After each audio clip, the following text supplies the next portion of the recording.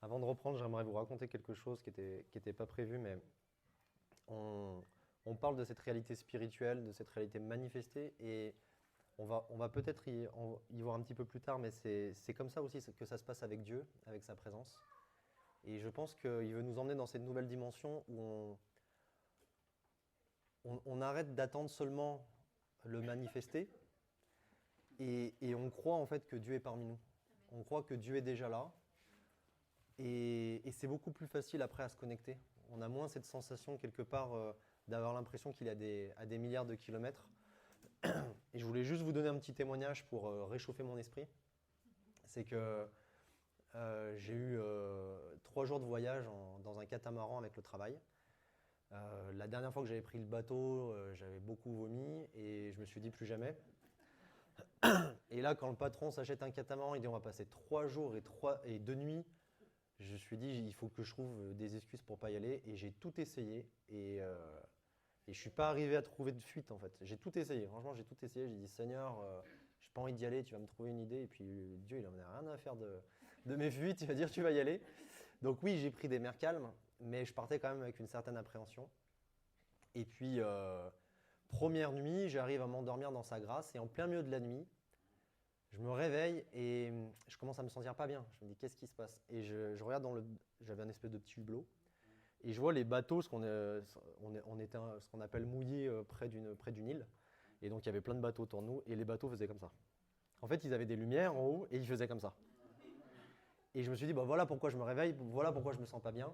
Et là, j'ai eu un peu de panique. Je me suis dit, j'entendais du bruit, alors je me suis dit, je vais arriver, je vais voir tous mes collègues, mon patron en panique, tout ça. Et puis je sors dehors et en fait, c'est mon patron qui dormait dehors.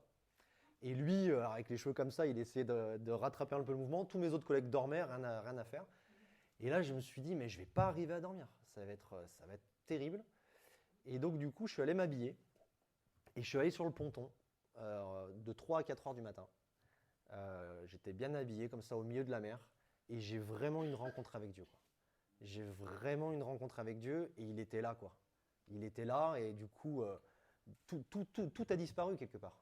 Tout a disparu et on était ensemble. Je lui parlais, des fois en langue, des fois en vrai. Chanter qui me rassurait, et puis peu à peu l'angoisse partait, la panique partait, et je me suis retrouvé après dans ma petite cabine. Je me vois me coucher avec un petit sourire, et en fait, cette houle-là, c'était comme si le Seigneur me disait, en fait, je te berce. Tu t'inquiètes pas, je suis en train de te bercer, quoi. Et je me suis endormi dans une paix que j'ai rarement vécue de ma vie, quoi. Et tout ça pour vous dire que il faut qu'on arrive à travers nos esprits, à connecter Dieu beaucoup plus rapidement. Et oui, dans la réalité spirituelle, il est omniprésent, mais il veut se manifester. Il veut se manifester parmi nous, et que je sois au milieu de la mer ou quelque part, on aurait pu dire, ah bah je regarde le ciel, Dieu est là, et que je sois dans ma petite cabine, enfermé comme ça, Dieu est là, c'est vraiment là où il veut nous emmener, vraiment dans cette dimension-là. Donc on avait vu ce matin ce principe du passage de la réalité spirituelle à la réalité manifestée. On avait vu que c'était le principe, à mon sens, le plus important des Écritures. Et on avait vu 2 passages qui étaient clés, Marc 11, 23, 24, qui nous dit « Croyez que vous l'avez reçu ». Cette réalité spirituelle, c'est déjà fait, on peut rien y ajouter, on peut rien y supprimer. Et vous le verrez s'accomplir. Et on avait vu que Dieu, son cœur est réjoui quand ce qu'on a reçu s'accomplit. Et on avait ajouté ce deuxième passage où les chrétiens faisaient de la résistance, dans Jacques 4, 6, 7, où le Seigneur nous disait « Soumettez-vous donc à Dieu, résistez au diable et il fuira loin de vous ». Et j'espère que maintenant vous voyez la résistance d'une manière nouvelle, que vous voyez la résistance d'une manière active, que vous voyez la résistance d'une manière révélationnelle et d'une manière victorieuse. Et on avait vu plusieurs points, que la fuite de nos ennemis était une bénédiction, que la puissance se libérait de haut en bas, que le seul vrai combat c'était la foi, et que cela nous permettait de rentrer dans le repos, le vrai repos de Dieu. Et quelque part cette révélation nous fait gagner tout ce temps où on luttait avec Dieu. Tout ce temps où on luttait avec Dieu en disant Mais pourquoi Dieu permet? Mais pourquoi Dieu envoie? Mais pourquoi Dieu fait cela? Mais pourquoi Dieu ne fait pas cela? Tous ces temps où on était en train de se dire, mais est-ce qu'un jour je l'aurai? Est-ce que je le mérite assez? Qu'est-ce que je peux faire plus? Qu'est-ce que je peux faire moins?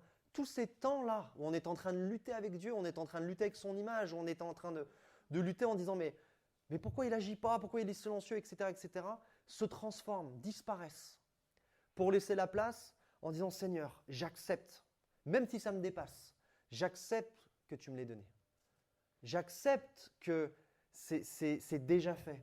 Mais maintenant, Seigneur, montre-moi comment le vivre. Montre-moi comment l'expérimenter. Montre-moi comment ça se manifeste. Toute notre manière de voir Dieu est différente. Toute notre manière, on n'a plus de lutte envers lui. On n'a plus de réclamation, on n'a plus de revendication. On est là en disant, Seigneur, toute ma vie, j'ai demandé, mais Seigneur, déverse ton amour. Seigneur, baptise-moi de ton amour.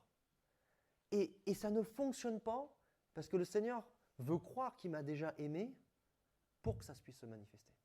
Donc le Seigneur est en train d'attendre en disant, croyez que vous êtes en haut de cette colline, croyez que vous avez déjà tout, et je vous fais cette promesse que ça va se manifester. C'est Dieu qui s'engage, c'est pas moi. C'est Dieu qui s'engage à faire cette promesse que ça va se manifester. Et donc du coup, on est dans ce vrai repos, on est dans ce Shabbat. On est dans ce vrai repos, quelque part, on n'est plus en train de dire, est-ce que je le mérite? Est-ce que j'ai bien fait? Est-ce que j'ai assez fait? Est-ce que quelque part, je plais à Dieu? Toutes ces choses-là qui nous stressaient en fait, qui nous tenaient, qui nous oppressaient. On rentre dans ce repos parce que c'est déjà donné. C'est vraiment glorieux. C'est vraiment glorieux de voir Dieu comme ça. Et donc le 5e point, c'est vrai qu'on est au 5e point, c'est que à force d'être en haut, à force de prendre conscience qu'on est en haut, de qui nous sommes en haut, de qui est Dieu en haut de cette colline, à force de résister, parce que plus vous résistez, plus vous êtes en train de vous aligner avec ce que Dieu dit. Plus vous êtes en train de dire, moi je suis d'accord avec Dieu. Donc la montagne doit partir, parce que ce que Dieu dit, c'est vrai. Donc plus on fait ça, plus on est en train d'apprendre à ce que la Bible appelle se revêtir de l'homme nouveau. Plus on fait ça, plus on vit dans cette dimension-là. Et je vous rappelle quelque chose, c'est qu'on avait vu ensemble dans les derniers messages, c'est que l'identité, c'est le thème du message, se trouve dans nos esprits. Et la personnalité, ce qui nous différencie les uns des autres, se trouve dans nos âmes. Et je vais vous dire une phrase, vous avez 1 an pour la comprendre. D'accord? Donc vous paniquez pas si... Mais si vous saviez la profondeur qu'elle a et si vous saviez à quel point elle nous emmène dans cette dimension d'équilibre. Se revêtir de l'homme nouveau, c'est notre personnalité qui se revêt de sa nouvelle identité en Christ. C'est ça qu'on appelle se revêtir de l'homme nouveau. C'est tellement puissant. Vous avez 1 an à partir de maintenant. Non, vous avez 1 an. Se revêtir de l'homme nouveau, c'est notre personnalité qui se revêt de sa nouvelle identité en Christ.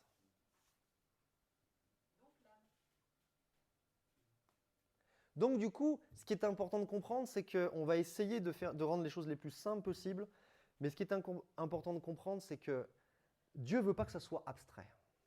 Dieu veut vraiment qu'on comprenne et qu'on vive ces choses. Mais se revêtir de l'homme nouveau, c'est aussi apprendre à partir de la réalité spirituelle pour expérimenter la réalité manifestée. C'est aussi ça, se revêtir de l'homme nouveau. Alors, j'aimerais parler très rapidement de nouvelle naissance, de nouvel esprit, de nouvelle identité. Parce qu'on s'aperçoit que tout ce qu'on a dit jusqu'à maintenant, quelque part, il y a une explication dans les Écritures.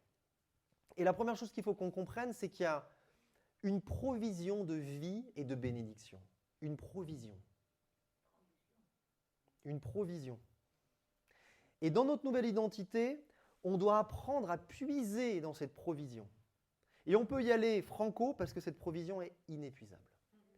Ça, c'est vraiment quelque chose qu'on doit comprendre. Et ça change toute notre manière de prier. D'apprendre à puiser dans une provision inépuisable. Et en plus, cette provision, elle nous est donnée, elle nous est accessible. Regardez dans 2 Pierre 1,3, la puissance de ce passage-là. 2 Pierre 1, verset 3, le début du verset, nous dit la chose suivante. comme sa divine puissance, nous a donné tout ce qui contribue à la vie et à la piété. Il y a absolument tout dans ce passage-là. On pourrait s'arrêter là. Sa divine puissance nous a donné tout ce qui contribue à la vie. C'est-à-dire tout ce que nous avons besoin pour nos esprits, pour nos âmes et pour nos corps au niveau de la vie, sa divine puissance nous l'a donné dans cette provision. Mais il ne s'est pas arrêté là. Tout ce qui contribue à la vie, mais aussi tout ce qui contribue à la piété. Ça veut dire quoi? Ça veut dire apprendre à marcher dans la justice, apprendre à marcher dans la sainteté, apprendre à marcher comme Dieu lui-même, apprendre à marcher comme Jésus. Dieu nous dit aussi qu'il nous l'a donné. Donc ce qui veut dire qu'on n'est plus dans essayer de devenir meilleur. Parce que Dieu dit qu'il nous l'a déjà donné. Donc vous voyez cette provision, à l'intérieur il y a toute la vie dont nous avons besoin, il y a toute la piété dont nous avons besoin. Et c'est exactement dans cette provision que Jésus a marché sur terre. Il a manifesté parfaitement quand il était sur terre.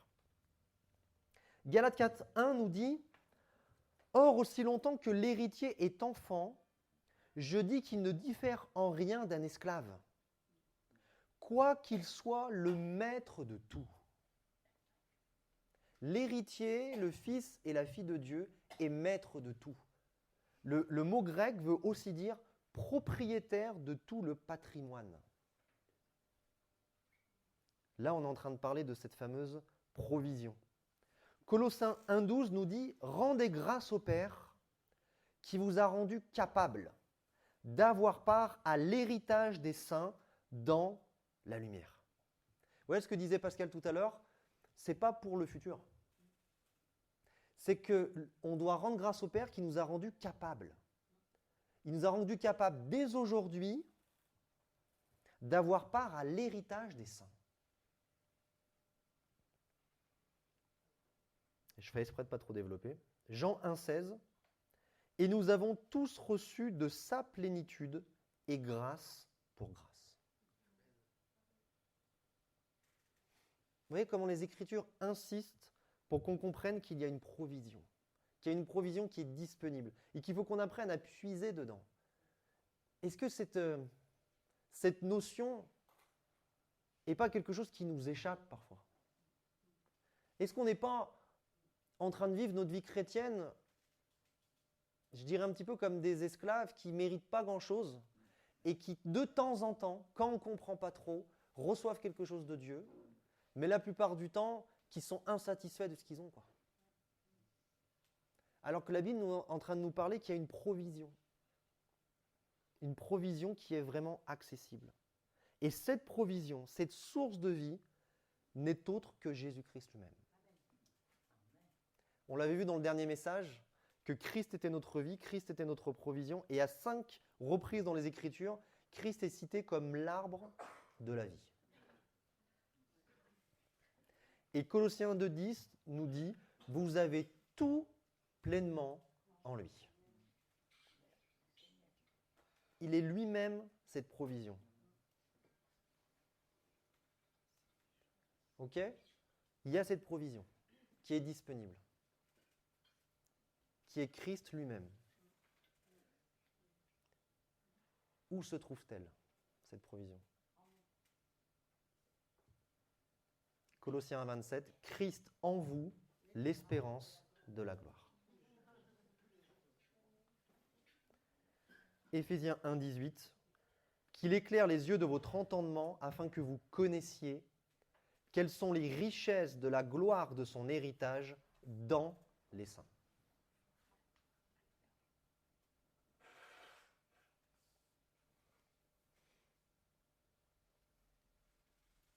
Il y a une provision de vie, il y a un héritage qui est stocké dans les saints.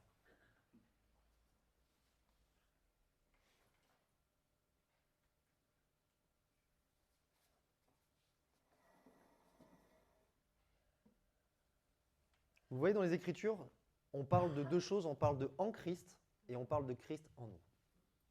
Le en Christ va nous permettre de devenir légitimement un héritier. Parce que légitimement, nous sommes nés de nouveau dans un nouveau royaume, donc légitimement, nous sommes devenus un nouveau héritier. Ça, c'est le en Christ. Et le Christ en nous va nous permettre d'hériter ici-bas.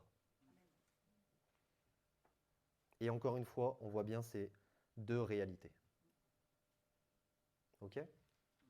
Donc c'est en nous. Si on zoome un petit peu, en nous, mais où ? En nous, mais où ? Il faut que ça soit clair. Vous serez Dieu. D'accord ? Vous vous direz, bon, j'ai plein de choses à leur offrir, mais je ne sais pas où le mettre.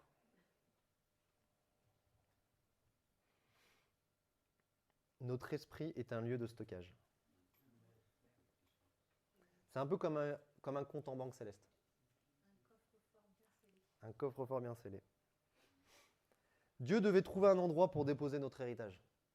Il devait le trouver. Il devait trouver un endroit, pas où la rouille, pas où les voleurs peuvent trouver. Le compte en banque, c'est pas assez sécurisé. Il devait trouver un endroit où il vient déposer tout ce qui contribue à la vie et à la piété. Il vient déposer tout notre héritage. Et cet endroit est notre esprit. Et on voit très clairement dans les Écritures que le premier endroit où l'Esprit de Dieu vient habiter, c'est dans notre esprit. 1 Corinthiens 6, 17. Mais celui qui s'attache au Seigneur est avec lui un seul esprit. Donc dans notre esprit, Dieu a stocké notre héritage et nos promesses. Que nos yeux puissent s'ouvrir sur cette vérité. 1 Pierre 1,4 nous dit « Pour un héritage qui ne peut ni corrompre, ni souiller, ni flétrir, lequel vous êtes réservé dans les cieux. » Est-ce que ce n'est pas ce genre de verset qui nous embêtait jusqu'alors ? Est-ce que ce n'est pas ce genre de verset qui nous dit « Voilà, j'ai un héritage qui m'est réservé dans les cieux » ?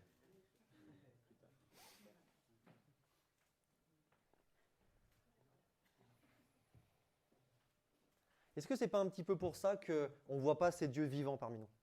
Est-ce que ce n'est pas un petit peu pour ça qu'on ne voit pas ces dieux manifestés parmi nous ? Est-ce que ce n'est pas parce que dans notre esprit, on nous a appris à dire Dieu, notre héritage, toutes les choses bonnes, les bénédictions, c'est réservé. Alors ça, on en est sûr parce que c'est écrit, et vu que c'est écrit, on y croit, mais c'est dans les cieux. Dieu, on a envie de le connaître, on a envie de le rencontrer, on a envie de le vivre, mais il est dans les cieux. Est-ce que ce n'est pas quelque chose qui nous embête ? Est-ce que ce n'est pas quelque chose qui apporte et ce côté pour plus tard, mais et ce côté aussi tellement loin de nous ? Inaccessible, ça emmène ces deux côtés, ça emmène ces deux problèmes. Ce côté pour plus tard et ce côté on ne l'aura pas, quoi. Et donc du coup, on vit notre vie chrétienne, c'est plus avec de l'espérance en fait, c'est un petit peu l'espoir de l'âne qui court après sa carotte. C'est oui, je sais qu'un jour, 10 ans, 20 ans, 30 ans, 40 ans, un jour Dieu va me guérir parce que les temps de Dieu ne sont pas mon temps. Vous comprenez ?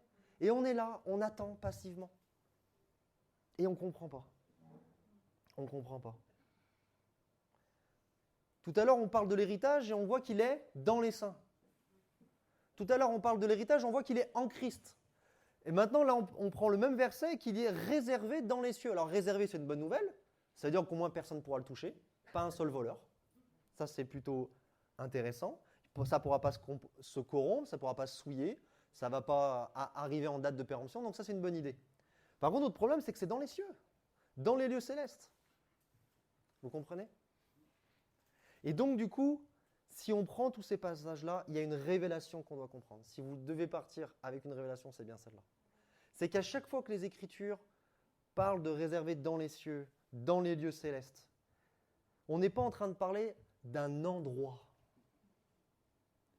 Parce qu'entre nous, si Dieu est dans les cieux, moi, ça me pose grandement problème. Ça veut dire qu'il n'est pas ailleurs. Vous voyez à quel point on nous bloque, en fait ? On voit Dieu dans les cieux. Comme si, en gros, voilà, il est dans les cieux. Et toi, tu galères ici-bas, et il n'est pas là. Il est dans les cieux, ouais. Oui, mais mon héritage, il est dans les cieux. Inaccessible, pour plus tard, ouais. Ce qu'il faut comprendre, c'est qu'à chaque fois qu'on utilise ces termes-là, on est tout simplement en train de parler du domaine spirituel. Ce n'est pas un endroit. C'est une dimension, c'est une compréhension, c'est un monde, c'est un domaine spirituel.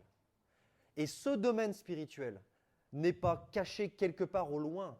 Ce domaine spirituel est là, autour de nous, accessible.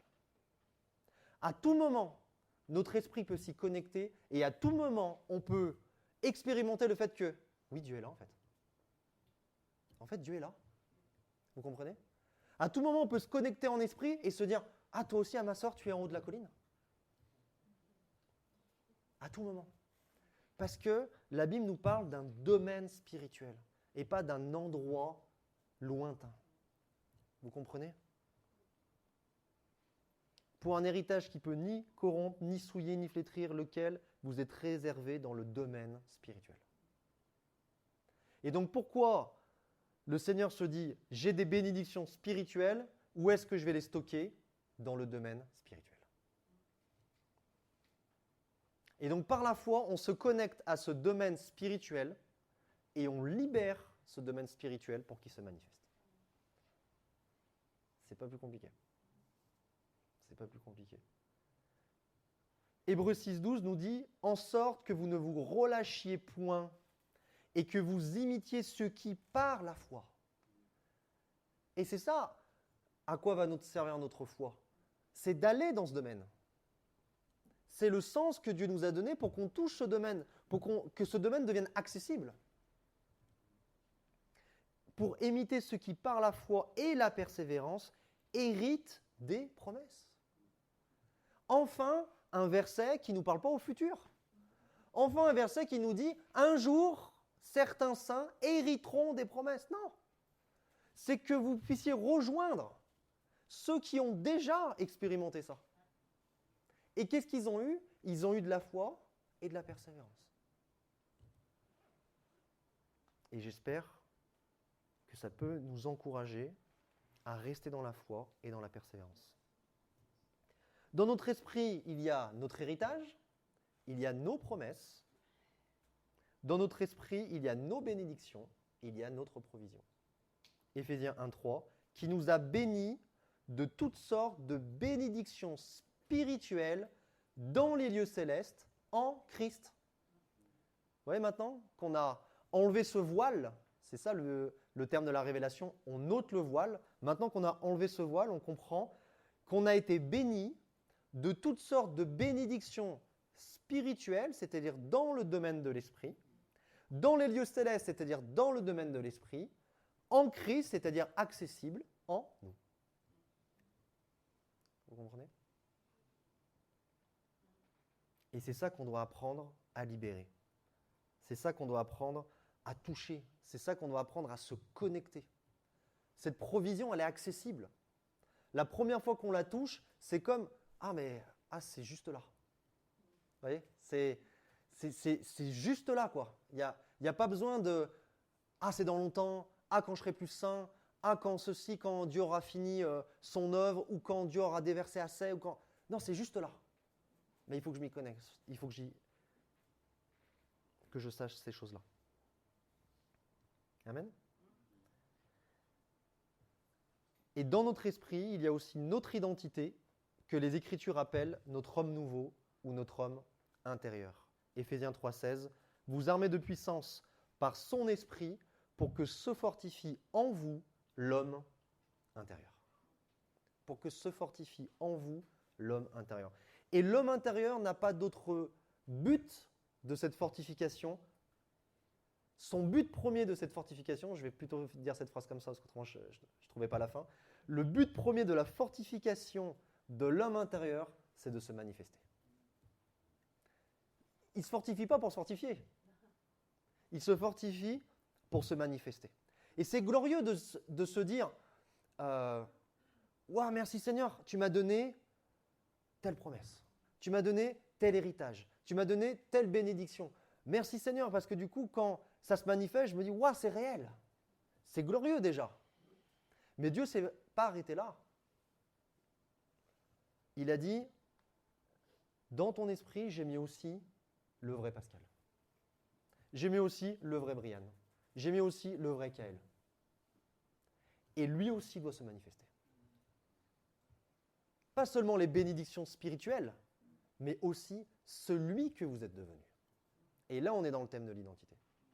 Vous comprenez? Et c'est encore plus glorieux d'expérimenter celui que nous sommes vraiment quand il se manifeste.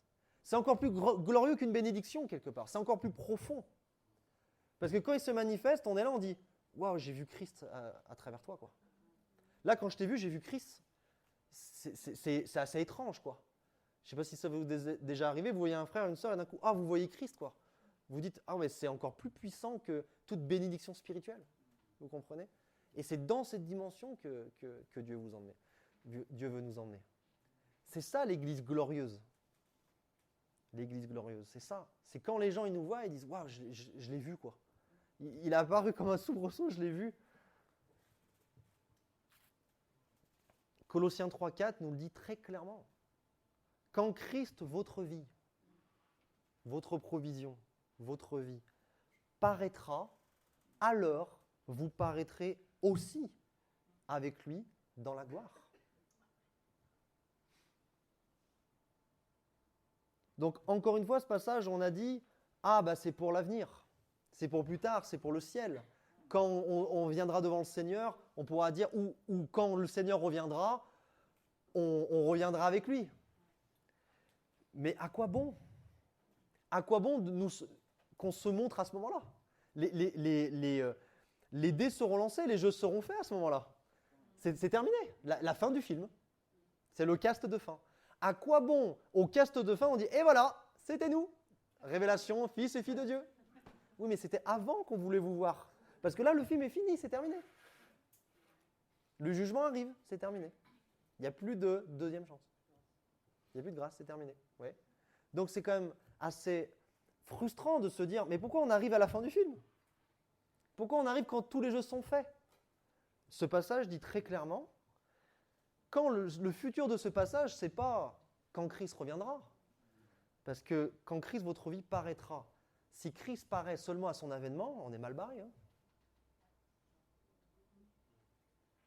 Donc ce futur, c'est quoi? C'est le mot paraître est exactement dans le même thème de ce qu'on a vu tout à l'heure quand on a parlé de verra s'accomplir. Vous vous rappelez? Croyez que vous l'avez reçu, réalité spirituelle, et vous le verrez s'accomplir, réalité manifestée. Le paraître, c'est comme le manifester, c'est comme le accomplir. Donc c'est comme si le Seigneur nous disait, croyez qui vous êtes, croyez que Dieu est en vous. Et quand lui se manifestera, c'est-à-dire du passage de la réalité spirituelle à la réalité manifestée, on vous verra aussi avec lui. On ne vous oubliera pas. Ce n'est pas vous disparaissez et Christ apparaît. C'est pour que Christ apparaisse, vous devez apparaître et vous devez apparaître pour que Christ apparaisse. Vous imaginez cette union en esprit que Dieu a mis en place? Celui qui s'attache au Seigneur est un seul esprit avec lui. Christ est dépendant de nous. Si vous voulez voir Christ, vous êtes obligé de voir Benjamin. Est-ce que vous saisissez cette dimension-là? Et si vous voulez voir le vrai Benjamin, vous êtes obligé de voir Christ. Et c'est dans cette dimension que Dieu veut nous emmener. Donc cette réalité spirituelle, elle n'est pas seulement liée aux bénédictions. Et gloire à Dieu pour tout ça. Gloire à Dieu pour cet héritage. Je pense qu'on est tous heureux de dire Dieu a prévu un héritage pour nous. Dieu a prévu tout ce dont nous avons besoin avant même que nous en avons besoin. Dès qu'on a un besoin, c'est comme Seigneur, j'ai besoin de ça. Dieu dit ouais, je savais, c'est prévu. Seigneur, il y a cette galère, ouais, je savais, c'est prévu. Regarde la provision, c'était déjà prévu. Tu crois pas que tu me surprends? Tu crois pas que tu me prends de court? C'était déjà prévu. Prends dans la provision, c'est déjà prévu. Donc là, on est heureux. On est heureux, il y a une stabilité, il y a une sécurité qui se passe. Mais quand le Seigneur nous dit que dans cette vie, dans cet esprit, il y a aussi la vraie personne de qui tu es, là, on se dit, waouh, ça vaut encore plus le coup d'apprendre à manifester ces choses. Vous comprenez? C'est un bouleversement intérieur. L'esprit, lieu de stockage. Ok ? Donc c'est là où on va aller pour aller chercher nos trésors. On ne va plus aller au ciel maintenant, c'est terminé. On va aller dans l'esprit, le lieu de stockage. L'esprit, c'est un lieu de stockage. Mais l'esprit, c'est aussi un moyen de libération. Apocalypse 22, verset 1, nous dit « Enlevez-le du principe de c'est pour plus tard. Enlevez toute l'Apocalypse du principe c'est pour plus tard, machin, et vous le comprendrez vraiment. » Apocalypse 22, verset 1. « Et il me montra un fleuve d'eau de la vie, limpide comme du cristal, écoutez bien, qui sortait du trône de Dieu et de l'agneau. » Voilà cette source de vie. Cette source de vie limpide qui sortait du trône de Dieu, sortait de ce fameux Dieu tout à l'heure qui était assis, dans le repos. Une source de vie sort du trône de Dieu, sort de l'agneau. Et on pourrait se dire, oui, mais ça, c'est dans les cieux, ça, c'est, on voit Dieu dans sa grandeur. Que nenni. Jean 7, 38, 39. Celui qui croit en moi, des fleuves d'eau vive, c'est exactement le même mot, couleront de son sein, pas du sein de Dieu, couleront de son sein, comme dit l'Écriture. Vous voyez le rapprochement là? Et pour être sûr qu'on ait bien compris d'où ça sort, il dit cela de l'esprit que devaient recevoir ceux qui croiraient en lui. On voit bien que dans l'esprit, il y a cette connexion et que tout ce qui coule de Dieu, tout ce qui coule du trône de Dieu, tout ce qui coule de l'esprit de Dieu, passera par notre esprit.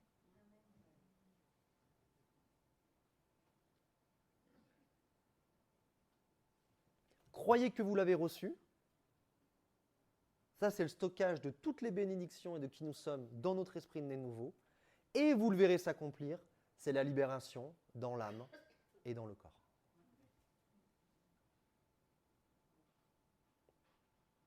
Ça marche? Et c'est pour cela, je suis désolé, mais je ne pouvais pas approfondir ce point-là maintenant, ça aurait pris beaucoup trop de temps. Jolène n'aurait pas supporté. Donc du coup, je vous donne juste un gros pavé dans la mare, vous allez m'en vouloir, mais c'est pas grave. Et tout à l'heure, dans le moment d'adoration, je disais, Seigneur, j'ai supprimé tout, mais j'ai gardé cette phrase-là. Est-ce que j'aurais dû la supprimer, quoi? Et j'ai vraiment eu cette pensée, je vous la partage, hein, on verra, comme disait Pascal, on verra, on va la mettre en pratique, on verra bien. J'ai vraiment eu cette pensée que le Seigneur me disait, c'est bien que tu la donnes comme ça, et qu'à travers chaque région, on commence à se poser la question. Genre, on balance un pavé, et chaque région commence à se dire, ah tiens, qu'est-ce qu'il a voulu dire par là? Et c'est comme si le Seigneur allait aussi parler à travers, comme ça. Donc voilà, et on verra ce qu'on en fait après. Mais en tout cas, je vous donne juste le pavé dans la mare. C'est que pour vivre tout cela, nous devons apprendre à garder notre esprit en santé,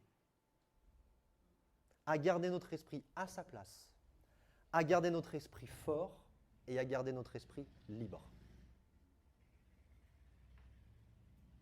Voilà ce que nous devons apprendre. Ça, c'est notre part. Et donc, du coup, je pense que le Seigneur veut qu'on médite là-dessus. Je pense que le Seigneur veut qu'on médite là-dessus. Je crois vraiment que le Seigneur veut nous emmener dans cette dimension où on sait très clairement, en nous, différencier l'esprit, l'âme et le corps. Je crois vraiment que le Seigneur veut nous enseigner que la marche par l'esprit, ce n'est pas ce truc mystique qui arrive à une classe élue, qui ont touché Dieu d'une manière un peu étrange et maintenant qui marchent par l'esprit. Le Seigneur veut vraiment nous faire comprendre que la marche par l'esprit, c'est tout simplement comprendre ce qu'est l'esprit et apprendre à marcher avec. Que c'est quelque chose de très simple en soi, mais c'est une dimension à expérimenter. Je peux vous garantir que si nous apprenons à garder un esprit en santé, un esprit à sa place, un esprit fort et un esprit libre, je vous garantis avec l'assurance de Jésus-Christ que tout ce qu'on a dit depuis ce matin, nous allons l'expérimenter. Amen. C'est une assurance venant du Seigneur. Et c'est dans cette dimension que Dieu veut nous emmener. Amen? Voilà, désolé, mais je brûle de développer plus, mais j'ai pas le droit. Donc, méditons ces choses et on verra comment le Seigneur veut qu'on en reparle. J'aimerais terminer avec une mise en pratique concrète. Vous savez, à chaque fois, j'aime bien vous donner des exemples de prières.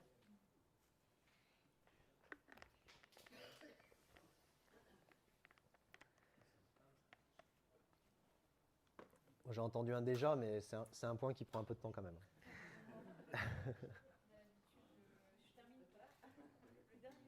Ouais. Il y a eu des heureux, des malheureux. Et maintenant, il y a des malheureux, des heureux. Voilà, pour ceux qui ont compris cette vanne. C'est-à-dire personne. Alors, j'aimerais qu'on cumule les deux grands passages que nous avons vus ensemble. Donc, Marc 11, 23, 24 et dans Jacques 4, 6, 7. Et que nous apprenions à prier, à confesser, à déclarer sur cette base-là. D'accord ? Donc on va faire quelques petits exemples ensemble et on va voir si on expérimente quelque chose ou pas. La clé, c'est quoi ? La clé, c'est que nous ne prions donc plus pour être.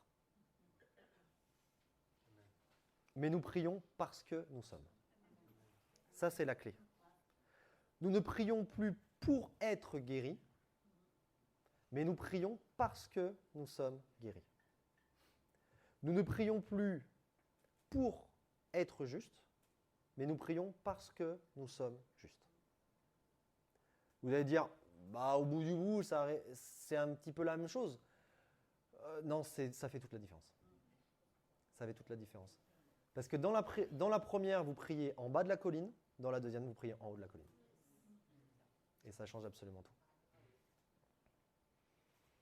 Et puis, j'ai envie de faire cette remarque, et ce n'est pas une remarque pour offenser, ce n'est pas une remarque pour, comment je pourrais dire, pour dire « Ah, on ne fait pas bien ceci, cela ». Pas du tout, parce qu'on est ensemble, on est une église, et on avance vraiment ensemble. Mais si vraiment on part dans le principe, imaginons, et quand je dis « nous », je me mets dedans, imaginons que nous, ensemble, en tant qu'église, on part dans le principe que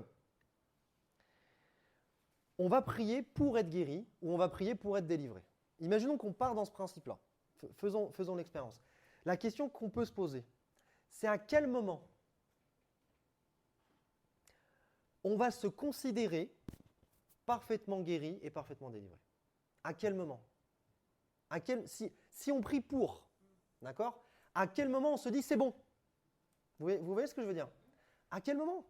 Est-ce que c'est quand on ne ressent plus rien ? Est-ce que quand on va mieux ? Est-ce que quand… À quel moment ? Vous voyez ? On sent une instabilité, on sent une insécurité, on sent que c'est trop instable parce qu'il suffirait qu'on ait un symptôme qui, je vous rappelle, le symptôme n'est pas la maladie comme la tentation n'est pas le péché. Il faut que ça soit clair, ça. D'accord ? Quand vous avez un symptôme, vous n'êtes pas malade. Vous avez un symptôme.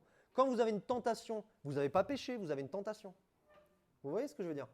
Donc, si un symptôme, si une tentation, si une attaque fait en sorte qu'on se considère plus comme, c'est trop facile pour l'ennemi. À tout moment, l'ennemi, en claquant des doigts, il nous fait nous écrouler du haut de la colline. Si une manifestation ou un ressenti nous fait quitter notre position et notre identité, c'est trop facile pour l'ennemi et c'est trop instable pour nous. On ne peut plus parler de repos, vous imaginez ? C'est que, du genre, ah ça y est, là je suis guéri, là je suis bien, et au seul petit truc, ah non, je dois tout recommencer. On redescend en bas et on doit tout regravir, on doit tout reconfesser, C'est épuisant. Épuisant. Vous saisissez ? C'est épuisant. Donc prier pour est épuisant.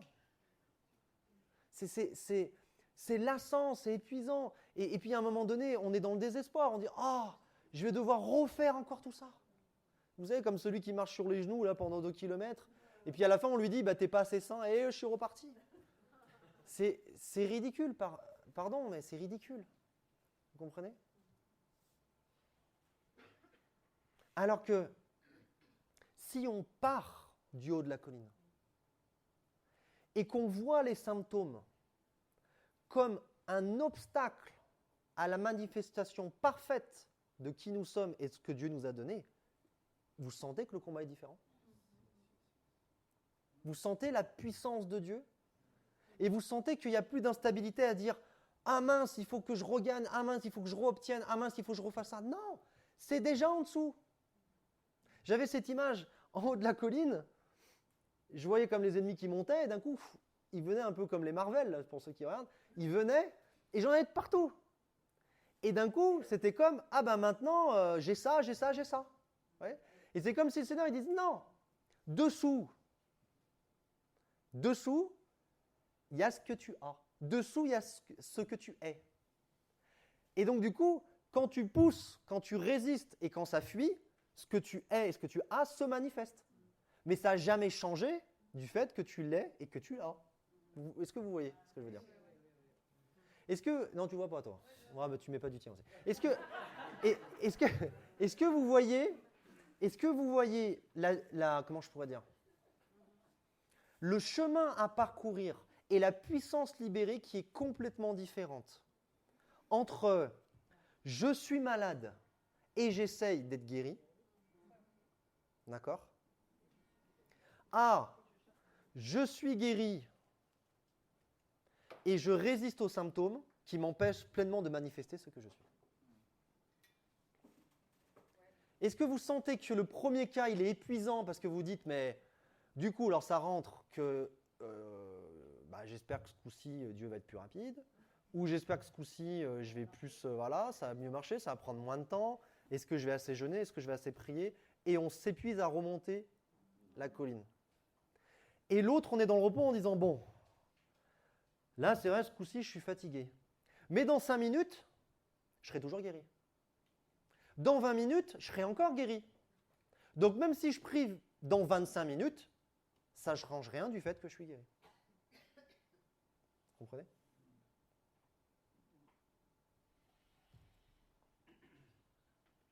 Alors on va prendre quelques exemples.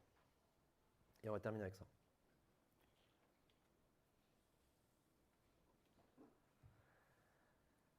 Et je vous rappelle, ces exemples, c'est ce passage de la réalité spirituelle à la réalité expérimentée, c'est croire dans la victoire déjà acquise de Jésus, partir de cette victoire et libérer cette victoire. Okay? C'est dans cet ordre-là que les choses se passent. Une petite confirmation de ce que je vous ai dit tout à l'heure, que Christ a obéi à la loi et du coup légalement il nous a fait devenir justes. Vous vous rappelez? On en a parlé tout à l'heure. Romains 5, 19 nous dit « Par l'obéissance d'un seul », et là on parle de Jésus, « Par l'obéissance d'un seul, beaucoup seront rendus justes. » Bien entendu, Paul se met dans le principe avant la croix, d'accord? Et donc ceux qui ont accepté Jésus-Christ ne sont pas rendus justes, mais sont devenus justes. On est d'accord là-dessus. Donc comment on prie là-dessus? Comment on prie là-dessus quand vous avez un sentiment de culpabilité, de condamnation? On va faire du concret. Hein. Parce que c'est bien beau des belles paroles. Mais concrètement, comment on prie là-dessus? Quand on est en bas de la colline, on a un sentiment de culpabilité, de condamnation, on se dit quoi? Qu'est-ce que j'ai fait? Qu'est-ce qui s'est passé? Qu'est-ce que je dois confesser? Qu'est-ce que Dieu a contre moi? Etc., etc.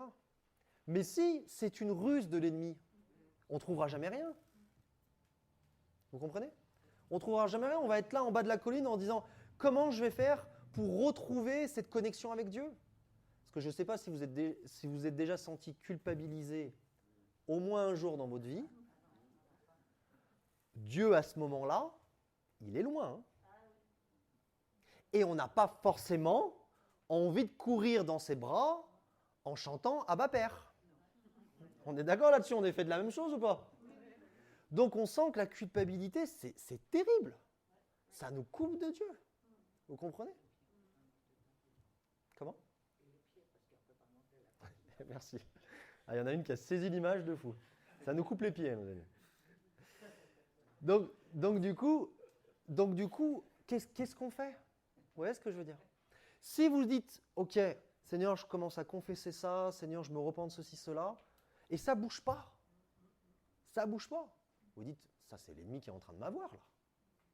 Donc, si au moment où vous avez ce ressenti, et on n'est pas là pour faire du déni, d'accord? Quand on se sent culpabilisé, c'est un très mauvais moment.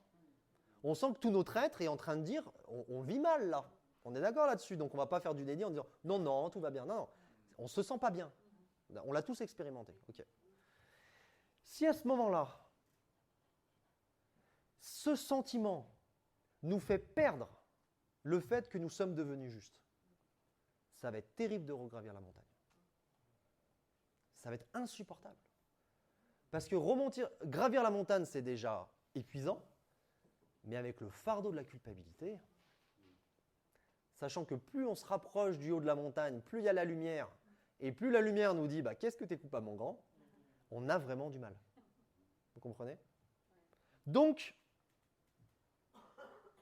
une des prières que je vous propose, et encore une fois, je ne vous donne pas une prière pour la réciter comme les catholiques mot à mot en disant « Notre Père qui es aux cieux », on est d'accord? C'est juste pour vous donner le principe de tout ce qu'on a vu jusqu'à maintenant pour que ça soit concret. Parce que si vous dites « Non, franchement, ce qu'il a partagé, bon, c'était dit avec ces mots, mais il y a quelque chose, je crois, de bon à vivre. » Et que vous arrêtez là, c'est dommage.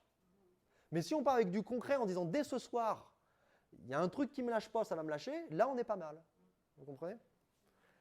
Donc, une manière de prier, ça serait ça.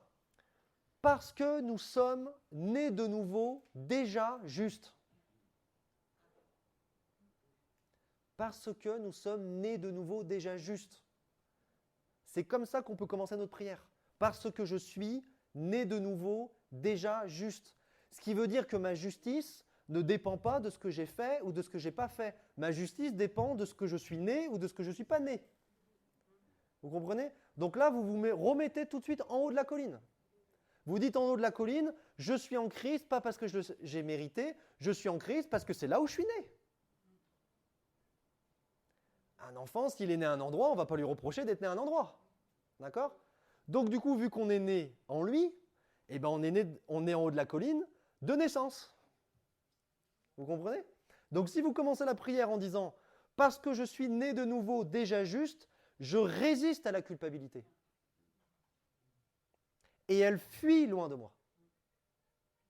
Et je libère la justice de Christ dans ma conscience.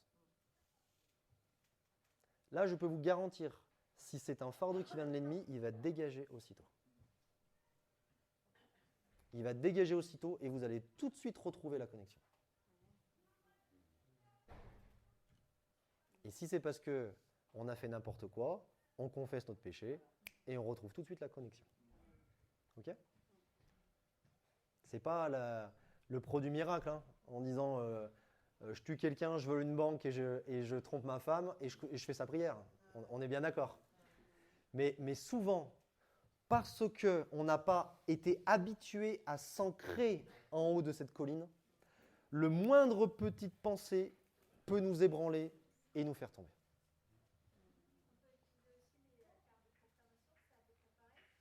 C'est à peu près pareil, ouais. Ouais, tout à fait. Tout à fait.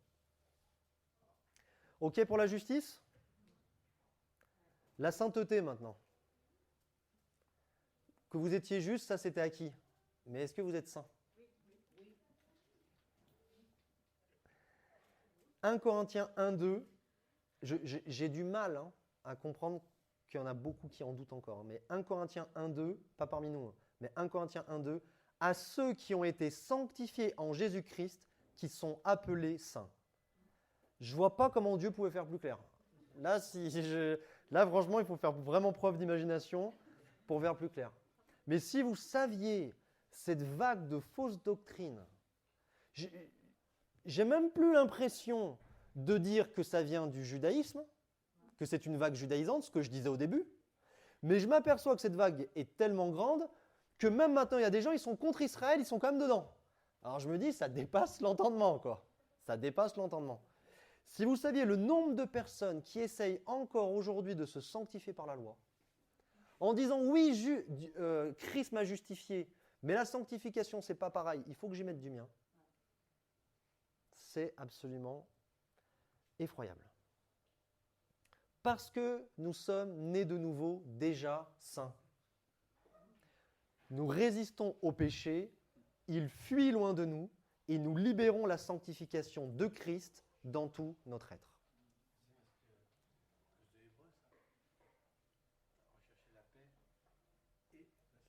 C'est ça. Et justement, rechercher la sanctification, ça ne veut pas dire se sanctifier par nous-mêmes en essayant d'obéir à la loi, de devenir plus saint et d'être agréable à Dieu. Chercher la sanctification, c'est chercher celui qui est la sanctification. Christ est votre justice et votre sagesse et votre sanctification. 1 Corinthiens. Donc chercher la sanctification, c'est chercher celui qui est la sanctification. Et sans lui, nul verra le Seigneur. Pourquoi? Parce que dans les béatitudes, Jésus, il a dit, c'est celui qui a le cœur pur qui voit Dieu. Mais si Jésus ne change pas notre cœur, nul ne verra le Seigneur. Vous comprenez? Donc on tord les Écritures et on ramène les gens sous la loi en disant, oui, d'accord, non mais c'est par la grâce, il n'y a pas de problème.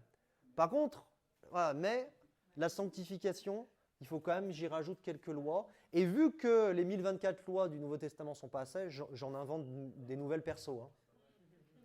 Alors, le problème de la loi, c'est quoi? Le problème de la loi, c'est qu'elle nous pousse à nous regarder à nous-mêmes. Si vous êtes dans l'esprit, si vous êtes dans la grâce, si vous êtes en haut de la colline, il suffit que la loi vienne sur vous et vous allez commencer à vous regarder vous-même. Et quand vous allez quitter les regards de vous-même, vous allez vous apercevoir que vous êtes de nouveau en bas de la colline. C'est en disant, mais purée, mais comment ça se fait que je suis descendu aussi rapidement? C'est ce que fait la loi. Dans Romains 7, vous voyez cet homme qui, à 21 reprises, dit « je ». Et dans Romains 8, vous avez 21 fois le mot « esprit ». 3 fois 7, pour ceux qui aiment bien les chiffres. Donc ça veut dire quoi? Ça veut dire que dès que la loi arrive, la personne automatiquement repasse par une marche par la chair et regarde à lui-même. Et c'est quoi le problème? C'est si au moment où il regarde à lui-même, c'est mauvais. Il va se sentir condamné et il va fuir la grâce de Dieu. Il va dire, je ne suis pas assez digne pour recevoir. Parce qu'il a regardé à lui-même et il a vu du mauvais.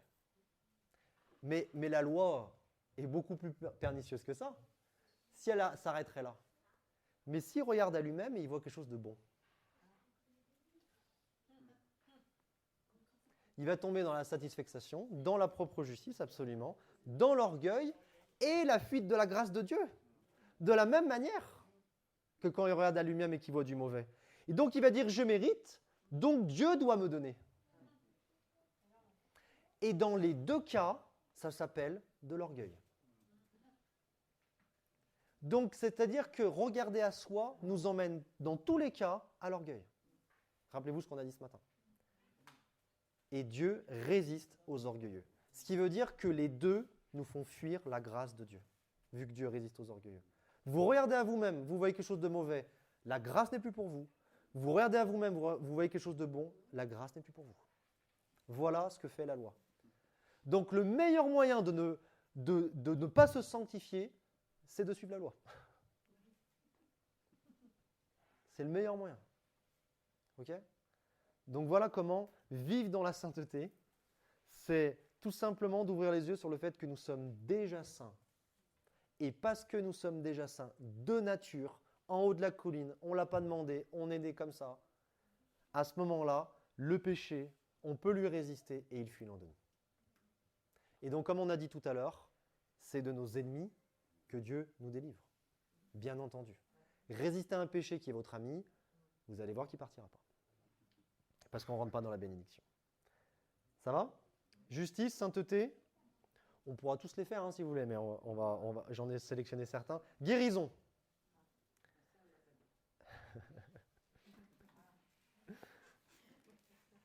Ésaïe 53,5. Vous connaissez peut-être un peu ce passage. Et c'est par ces meurtrissures que nous sommes guéris. Pourquoi il est au présent, là? C'est étonnant. On est 700 ans avant l'accomplissement de la croix par Jésus-Christ, et Isaïe en parle, et il dit, et c'est par ces meurtrissures que nous sommes guéris. Ça vous a pas bluffé? Parce qu'il aurait dû dire que nous serons guéris quand Christ viendra, mais il dit nous sommes guéris. Pourquoi? Là, c'est au passé. Ouais. Mais là, du coup, il le conjugue que au présent. Dans celui-là, en tout cas. Ce qu'il faut savoir, et c'est glorieux, 700 ans avant, quand Ésaïe écrit le chapitre 53, il a une vision ouverte de la croix et il la vit. Il est en train de la vivre. Il voit Jésus. Il est dans le temps de la croix. Il voit Jésus. Parce que comme le dit Kaël très justement, l'agneau du monde nous a été donné avant la fondation du monde. Donc avant Ésaïe. C'est ça aussi se connecter au domaine spirituel. C'est sortir de ce côté bloqué par l'espace, bloqué par le temps, bloqué par ce qu'on voit, bloqué par ce qu'on ressent. C'est ça aussi se connecter au domaine spirituel. Et donc là, il a une vision ouverte. Et comme c'est arrivé à David, et il voit Jésus sur la croix. Et il dit, par ces meurtrissures, nous sommes guéris tout simplement parce que c'est en train d'être accompli. Il le voit en cours en fait. Par contre, dans 1 Pierre 2, 24, lui par les meurtrissures duquel, on voit que Pierre présentait les choses différemment, lui par les meurtrissures duquel, excusez-nous, lui par les meurtrissures duquel vous avez été guéris. Pourquoi? Parce que là, maintenant, c'est 2000 ans après. Donc on voit, c'est très intéressant, on voit bien que c'est à ce moment-là que ça s'est passé. Parce qu'au moment où il le voit, il en parle au présent. Et quand Pierre, il en parle au passé parce que c'est déjà fait. Et nous, quand on en parle aujourd'hui, 2000 ans après à peu près, c'est toujours déjà fait. Donc on en parle quand même au passé. Est-ce que vous avez déjà réfléchi que si Adam et Ève n'avaient jamais été séparés d'avec Dieu, ils n'auraient jamais été malades? Prends tout ce qu'il y a à prendre maintenant, on est d'accord? Ils n'auraient jamais été malades. Donc, Dieu, en Jésus-Christ, crée une nouvelle créature. D'accord? Qui dit nouvelle créature, c'est-à-dire que c'est nouveau par rapport à Adam et Ève. Ce n'est pas du rafistolage, c'est une nouvelle créature. Est-ce que vous ne pensez pas que dans sa perception des choses, cette nouvelle créature n'a plus aucune conséquence de ce qui s'est passé à la chute? Cette nouvelle créature est dans cette dimension en disant, mais je dirais presque, c'est comme s'il n'y avait jamais eu la chute, quoi. Vous comprenez? C'est comme ça que Dieu voit les choses. Vous êtes Dieu. À la fin de l'exercice, hein, vous arrêtez. Hein. Vous êtes Dieu, d'accord? Vous mettez à sa place, ok? Vous avez 30 secondes où vous avez Vous êtes Dieu, tiens, il vient de se commander une voiture. Vous êtes Dieu, ok? Et vous vous dites, je vais créer une création à mon image, d'accord? Est-ce qu'à l'intérieur, vous essayez de penser à de la maladie? Vous comprenez? Donc, on parle souvent de deux termes. On va parler de la guérison, de guérir, ou de la santé. C'est souvent les deux termes qu'on cite, d'accord? Alors, ceux qui ont le plus de foi, ils disent « moi, je veux la santé », et ceux qui sont en cours, ils disent « moi, je veux déjà être guéri ». C'est déjà pas mal. En fait, les deux sont justes, sauf qu'il y en a un qui est relatif et l'autre qui est absolu. La santé, c'est absolu. C'est-à-dire, en gros, je suis né en santé. C'est absolu. La guérison, c'est relatif. Ça veut dire quoi? Ça veut dire qu'il y a eu une chute, il y a eu un besoin de rédemption, et j'emmène la guérison dans ce besoin de rédemption. D'accord? Mais si on parle de nouvelle naissance, il est plus juste de dire « je suis né de nouveau en santé » que de dire « je suis né de nouveau guéri ». Vous comprenez? Parce que la guérison est relative, donc elle implique toujours, c'est ce que veut dire le mot relatif, hein, maintenant tu l'as saisi. La guérison implique le fait qu'il y a eu quelque chose avant de mauvais qui a été rétabli, racheté, transformé. Alors que la santé, ça part de rien, ça part de l'absolu, ça part de se dire, c'est comme ça le départ, si vous préférez. Okay. Donc on peut dire les deux, parce que nous sommes nés de nouveau, déjà guéris ou déjà en santé. Nous résistons à la maladie, elle fuit loin de nous et nous libérons la puissance de guérison dans tout notre être. Vous voyez, ça paraît logique maintenant, j'espère, là où on doit partir. Ce n'est pas des phrases magiques, c'est juste, on part d'un endroit. Et de cet endroit, on vient prendre et on vient le libérer. D'accord ? Et on s'assure que Dieu va faire en sorte que sa parole s'accomplisse. Parce qu'on est en train de dire ce que Dieu dit. C'est ce que veut dire la confession. Homologia, qui a donné homologuer. On est en train d'homologuer ce que Dieu dit. Donc, vu qu'on est en train d'homologuer ce que Dieu dit ce que j'ai dit, ça va s'accomplir dans ta vie. Vous comprenez ? À quel point c'est important. Un passage que j'aime énormément, Éphésiens 2,5 nous dit « Nous qui étions morts par nos offenses, Dieu nous a rendus à la vie avec Christ. » J'aime énormément ce passage. Il nous a rendus à la vie. Vous savez, c'est comme si là, on était là, tout mort, tout détruit, et il vient vers la vie, il dit « Tiens, je te le rends. C'est à toi. Ça t'appartient. Je te le rends. » C'est marqué, nous qui étions morts par nos offenses. Là, on est en train de parler de ce qui a emmené la chute. On était morts. Je ne vais pas dire un païen, parce que ça ne veut rien dire, mais un non-croyant aujourd'hui, d'accord ? Ça serait juste qu'il puisse dire, je suis né mort. Ça serait juste. Bibliquement parlant, sa phrase serait juste. Comme nous, on peut dire, je suis né de nouveau, rendu à la vie. Ou je suis né de nouveau, vivant de la vie de Dieu. Tu vois ? Donc, ce terme, nous avons été rendus à la vie avec Christ, c'est vraiment, vraiment puissant. Et c'est pour ça que vous pouvez rajouter dans cette prière, vous pouvez rajouter dans tous les thèmes qu'on a vus, d'accord ? Et dans cette prière de guérison, vous pouvez justement rajouter Christ en moi et l'espérance de la guérison. Vous voyez, tout à l'heure, on a vu Christ, pourquoi pas. On a vu l'espérance, ce que ça voulait dire. Quelqu'un saurait me redire la... Sans regarder tes notes. C'est l'attente. Ça, c'était la fin. Confiante et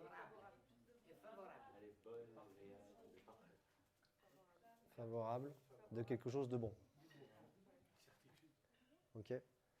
Donc une attente confiante et favorable, non agréable. C'est une attente confiante et agréable de quelque chose de bon.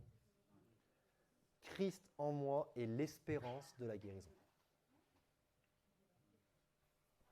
Certains le proclament tous les jours. Christ en moi est l'espérance de la justice. Christ en moi est l'espérance de la sainteté. Amen. Vu qu'on ne les sépare jamais, exemple de la délivrance. Colossiens 1,13, qui nous a délivrés de la puissance des ténèbres.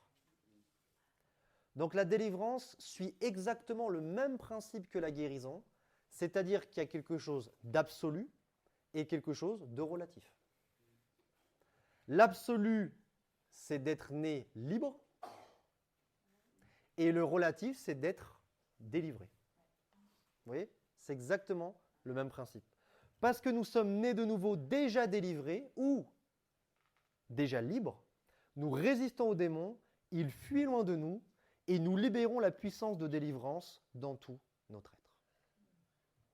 Vous voyez à quel point toutes les bénédictions spirituelles sont au même endroit, donc quelque part, elles se libèrent du même endroit. Et avant de prier pour quelqu'un, si lui et nous s'accordons sur cette base-là, on est sûr que la puissance de Dieu nous accompagne.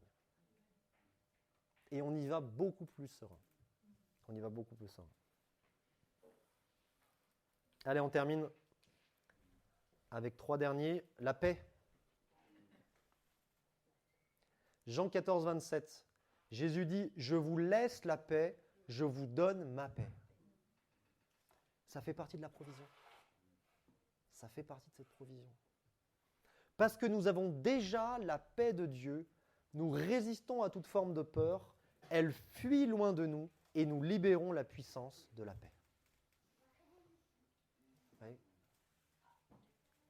Quel temps gagné de dire à Dieu, Seigneur, donne-moi ta paix. Seigneur, j'ai pas ta paix. Seigneur, je ne suis pas en paix. Seigneur, et c'est un ancien angoissé et paniqué qui vous parle. Seigneur, j'ai pas ça. Qu'est-ce que c'est fatigant. Qu'est-ce que c'est épuisant de toujours dire ce qu'on n'a pas, de toujours demander à Dieu qu'il nous donne. Et quelque part, quelque part, je vais le dire comme ça, Dieu est toujours coupable. Parce que si on dit Seigneur, donne-moi ta paix et qu'on ne la vit pas, c'est à cause de Dieu. Donc, c'est pour ça que je vous disais que tout à l'heure, on est sans arrêt en train de lutter avec Dieu. Parce que quelque part, Dieu, c'est comme s'il avait mis les règles du jeu. Ces règles du jeu, où on ne les connaît pas, où on ne les respecte pas. Et à la fin, ça ne fonctionne pas. Et on met Dieu coupable. C'est dommage. C'est dommage. Il veut nous donner les vraies règles, il veut qu'on les comprenne, il veut qu'on y obéisse. Et là, Dieu va faire en sorte que ça se manifeste. Christ en moi, l'espérance de la paix. Amen. L'amour. C'est beau l'amour. Romains 5,5. L'amour de Dieu est répandu dans nos cœurs par le Saint-Esprit qui nous a été donné. Une autre bénédiction spirituelle dans la provision. C'est déjà répandu.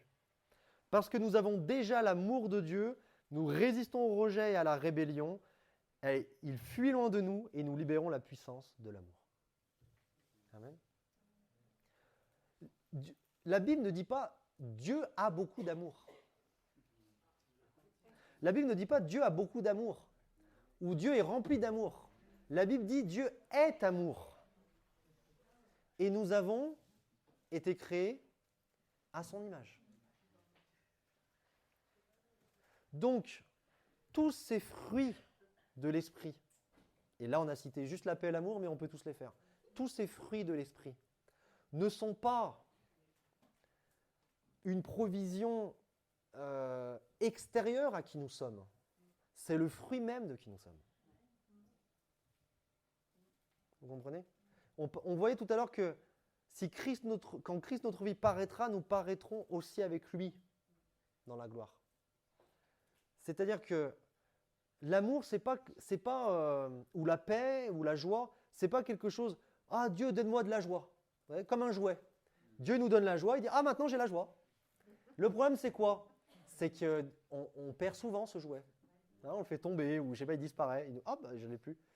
Et donc du coup on dit bah Dieu redonne-moi ta joie. Et on est sans arrêt en train d'essayer de prendre quelque chose qui ne nous appartient pas. Mais Dieu est en train de nous faire comprendre que vu que Dieu est amour, comme Dieu est justice, c'est quelque chose dans sa nature. Et vu qu'on a été créé à notre image, à son image, et à notre image aussi, du coup, c'est quand qui nous sommes est manifesté que le fruit de l'esprit est manifesté. Donc quelque part, je dirais presque, et je le dis quand même, si on comprend comment l'homme nouveau se manifeste, on n'a même plus besoin de prier pour ces fruits de l'esprit parce que ça va se manifester avec. Parce que ça le caractérise. C'est son caractère. Donc on ne va plus dire, moi Benjamin, séparé de Dieu, j'aimerais bien avoir de l'amour. Dieu me dit, non, tu es amour, j'ai mis toute la provision d'amour en toi pour que tu te sentes aimé et pour que tu puisses aimer. Et quand tu te manifestes, ça se manifeste. Ça fait partie intégrante de toi. Et pourquoi ces choses-là, on ne les vit pas? Parce qu'on les cherche extérieures à nous-mêmes. On voit Dieu au ciel, qui a une boîte d'amour dans sa main. On voit nous sur terre, et on lui dit, ça serait bien que tu t'en déverses un petit peu sur moi, pour que je puisse un petit peu ressentir une petite heure. Je m'en satisferai. Vous comprenez? Mais si on comprend que cette provision est en nous, que cette vie est en nous, et que cet homme nouveau est en nous, et qu'il a juste besoin de se manifester, quand il se manifestera à travers ce caractère de Christ, à travers les fruits de l'esprit.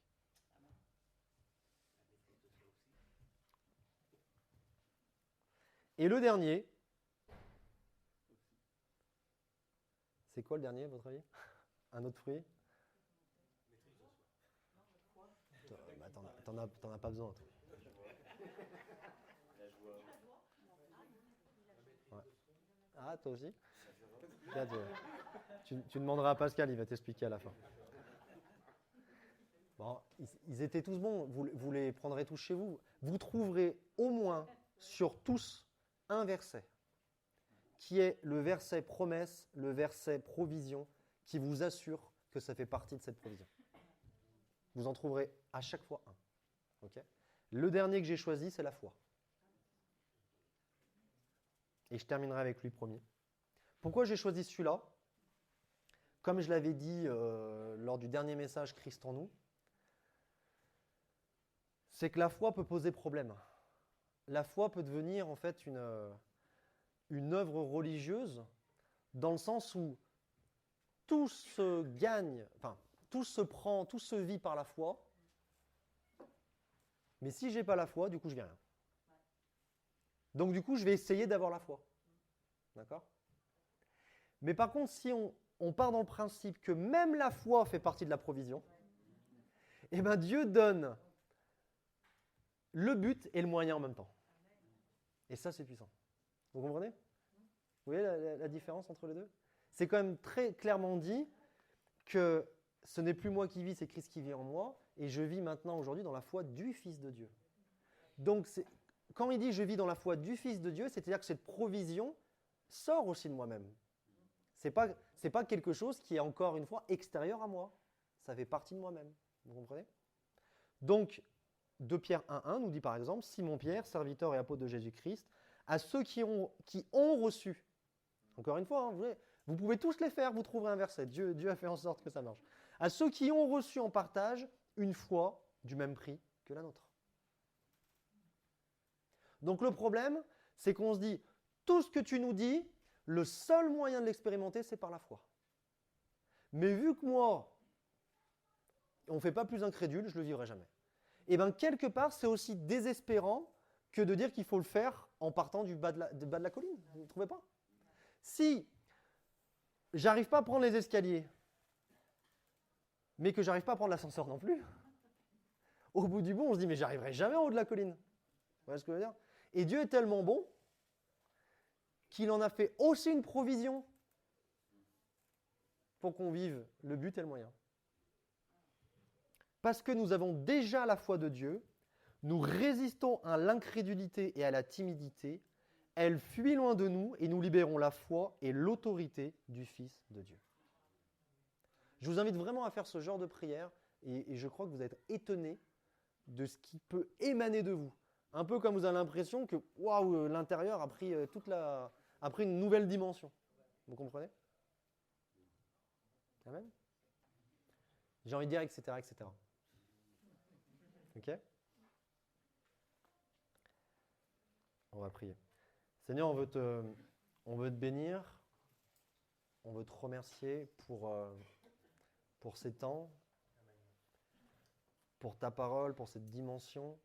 Ma prière, Saint-Esprit, à travers ce pavé dans la mare qu'on a envoyé tout à l'heure, c'est que nos esprits soient libérés, Seigneur. Seigneur, je veux déclarer que nos esprits soient libérés de tout ce qui les écrase, de tout ce qui les enveloppe, de tout ce qui les empêche d'être pleinement libres et connectés à toi, de tout ce qui les empêche d'être pleinement libres et d'être connecté à ce domaine spirituel. Seigneur, je prie que nos esprits soient remplis de ta puissance, Saint-Esprit, afin qu'ils prennent leur place d'autorité, afin qu'ils prennent leur place de dirigeants dans notre être, et que ces choses ne soient plus des choses abstraites, mais qu'elles se libèrent naturellement, aussi naturellement que le péché a gangréné dans notre vie. On veut que ta justice, que ta sainteté, que ta vérité remplissent nos vies, Seigneur. Je prie, Saint-Esprit, que ce ne soit pas quelque chose en vain de ce qu'on a passé aujourd'hui, mais que vraiment nos yeux s'ouvrent sur cette dimension spirituelle, nos yeux s'ouvrent sur qui nous sommes et que nous puissions discerner à l'intérieur de nous-mêmes, Seigneur, cette provision de vie, que nous puissions discerner cet esprit, que nous puissions discerner que tu habites en nous, que tu vis en nous, que tu te manifestes à travers nous. Seigneur, nous voulons te bénir et je te prie pour des expérimentations, je te prie pour des manifestations, je te prie pour des accomplissements. Je te prie, Seigneur, pour que quand ton enfant proclame avec foi ta vérité, qu'il voie s'accomplir quelque chose qui l'encourage, quelque chose qui le fait grandir, quelque chose qui l'édifie, quelque chose qui lui dit « Seigneur, je veux aller plus loin. Seigneur, maintenant, je veux arrêter de me fatiguer à monter cette colline. Je veux arrêter de me fatiguer à redescendre en bas et à être désespéré.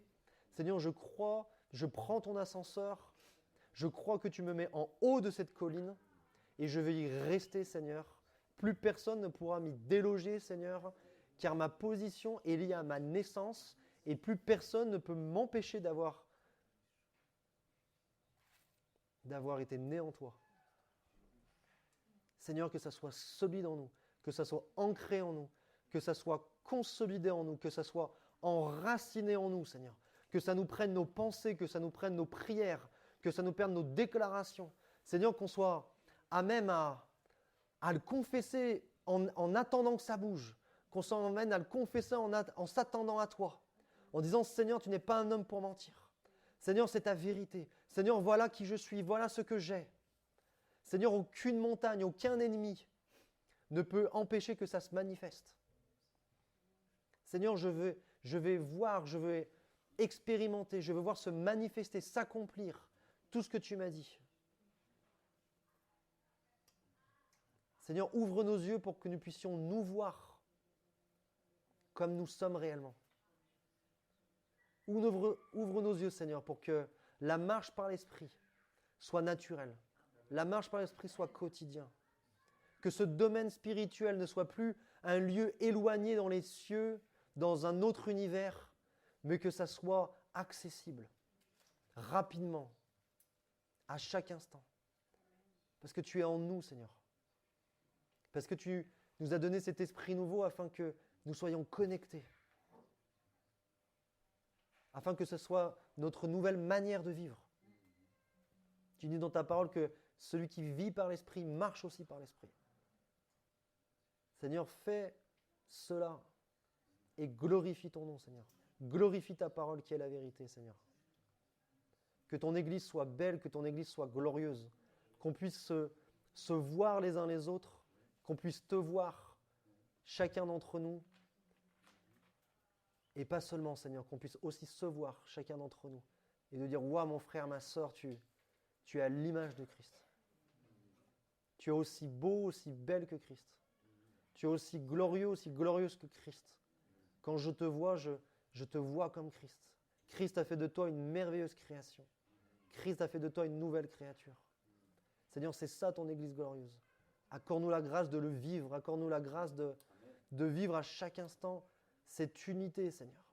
Seigneur, les portes du séjour de mort ne peuvent pas prévoir contre ton Église, Seigneur, parce que ton Église est glorieuse. Parce que tu as tout donné à ton Église, Seigneur. Accorde-nous la grâce de l'expérimenter, Seigneur, à chaque instant. Que ça ne soit pas seulement de l'abstrait. Seigneur, nous voulons le vivre. Nous te bénissons, Seigneur, et nous te remercions pour tous ces temps que nous avons partagés ensemble. À toi la gloire, Père.